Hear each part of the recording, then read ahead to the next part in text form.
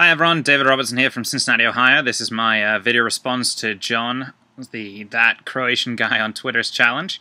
Very excited about this Let's Talk Soccer tag and challenge. I think it's a great idea. So John, thanks for taking the lead on that. Basically, the challenge is John gave us 3 topics we could choose any one of. The 3 topics are what needs to be changed about youth soccer. That was number 1. Why you are an advocate for or against possession soccer. That was number 2. And number 3 was what you would have done differently if you were the coach of the US in Brazil in order to maybe advance the US further or to win the whole thing.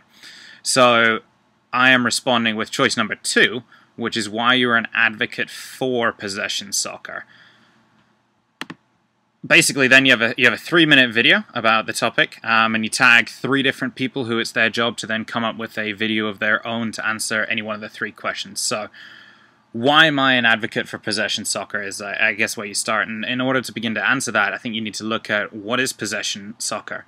Is it just the ability to keep the ball, or what really are you looking for with that?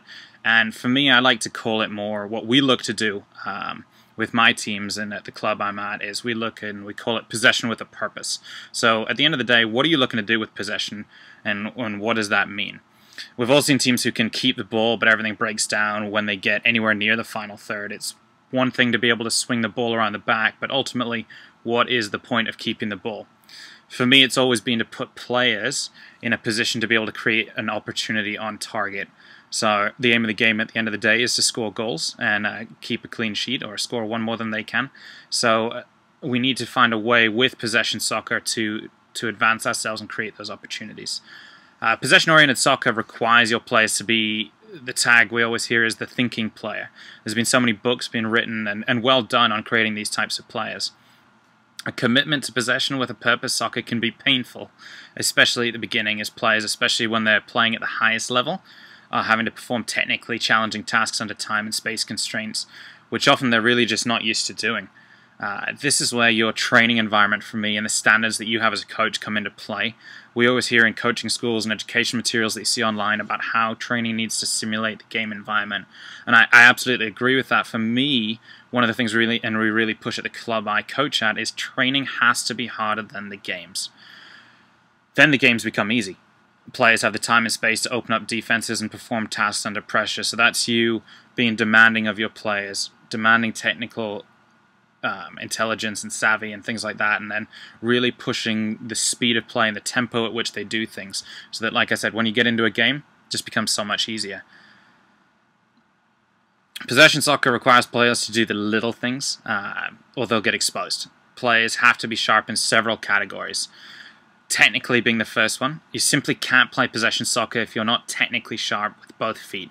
The ability to use multiple surfaces in order to receive as well as to distribute the ball is crucial. In addition, the players have to be able to do it all under pressure. That's the thing that people always forget is, you can do these activities with no pressure and people look great, but they've really got to be able to do it under pressure in order to succeed, especially at a high level.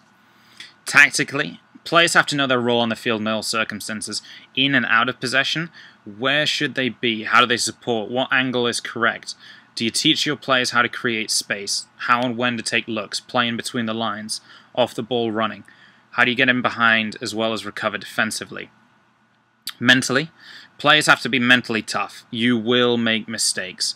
The question is, how do you react to it? Does your head go down and now you're out of the game? What happens if an opponent tackles you hard early in the game? Can you recover? This is a crucial component, and it's really the most important aspect for me, especially the higher level that you go to. In transition is so crucial. The moment when the ball is in transition, how are we reacting? The first pass or 2 will typically define that period of possession, or really the lack thereof. One of the phrases we try to use a lot within our club is talking about where we look to go once we've got the ball. You should always try to look forward first. If that's not on, then you're looking to go sideways or wide. If that's not on, then you can go negative to retain possession. Like I said, all these things are things which make possession soccer so crucial to the development of players. It requires them to bring all the little things we talk about into play, or they risk failure.